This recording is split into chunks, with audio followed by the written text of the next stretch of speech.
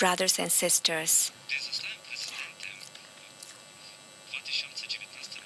when I became a president in 2019, what was felt at that time was that we would need to go a long way with Poland because the atmosphere was cool in our relations, in our attitudes to each other. So that's how it was, but I wanted to go this way, the way towards the warmth, as quickly as possible. We knew that by nature we are close to each other, both the Ukrainians and the Poles. I remember my first meetings with Andrzej Duda. From meeting to meeting, things were changing. The coolness disappeared. We understood each other.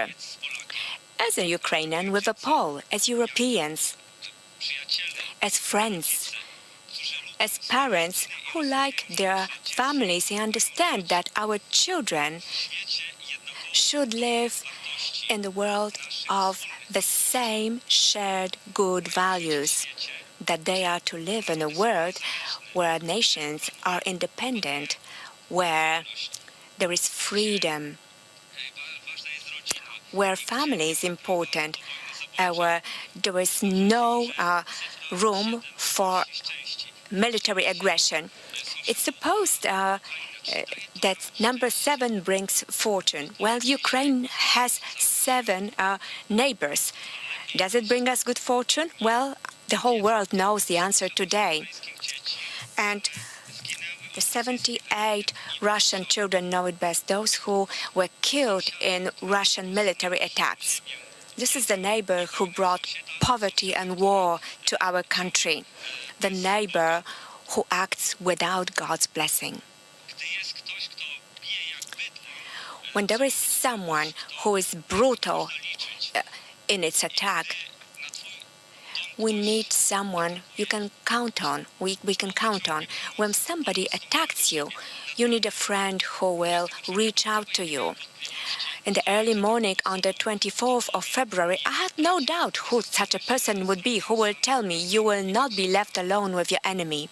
And indeed, this happened. I am very grateful to my Polish brothers and sisters who are supporting us, who are with us, and this is natural.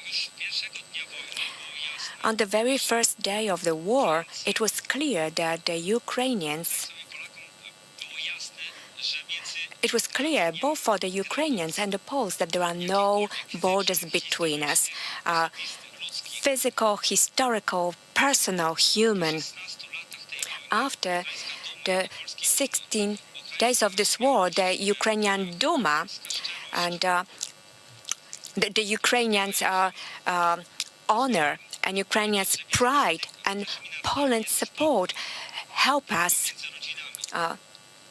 Between our nations, there is peace, peace between neighbors, peace between brothers.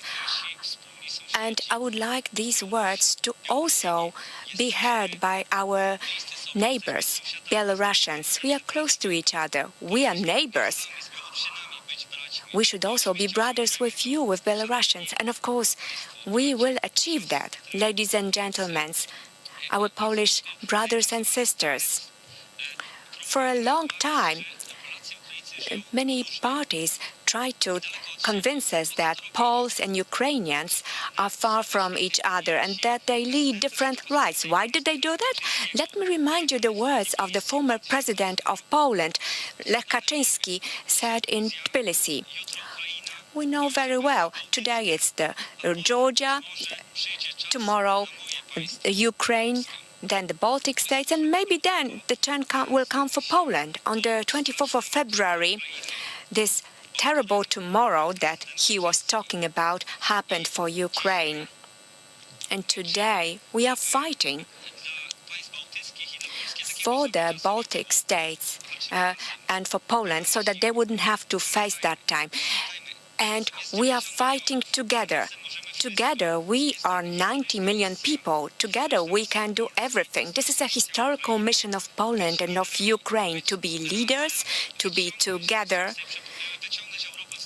and to take Europe from this precipice and from this danger, to stop Europe from becoming a victim of this aggression. Ladies and gentlemen, we can do it. Yesterday, we could see what the European nations were talking about.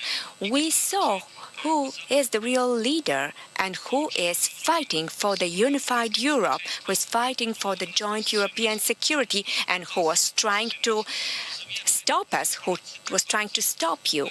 We understand why Poles know how to fight together with others, fight for freedom, for the European freedom, for Europe. Remember a huge tragedy that happened in 2010 in Smolensk.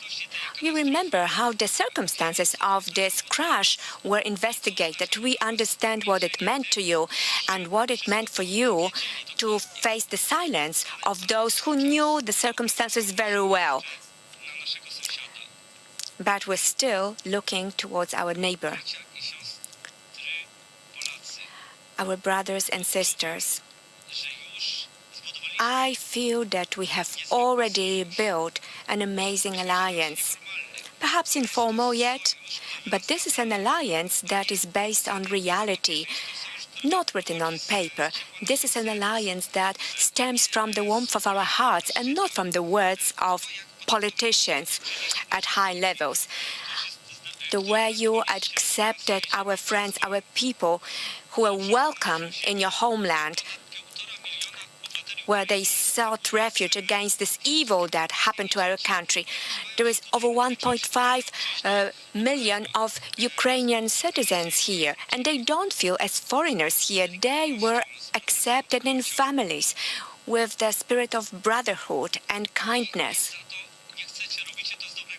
And you don't want anything in return. You do it from the heart, as between friends, as in the family, which is why I just appeal to you, my friend Andrzej, dear Agata. I can say that we have already united ourselves. We united ourselves like this great Paul, John Paul II, said, that we will together strive for freedom and create freedom. I am convinced that we will be defending freedom together with you. As much as we need to, I am grateful for your help that you have already provided. Help from your state, from your nation. I am grateful for all the efforts that you make to protect the Ukrainian airspace. I believe that we will manage to achieve something very important. God willing, if we win this war,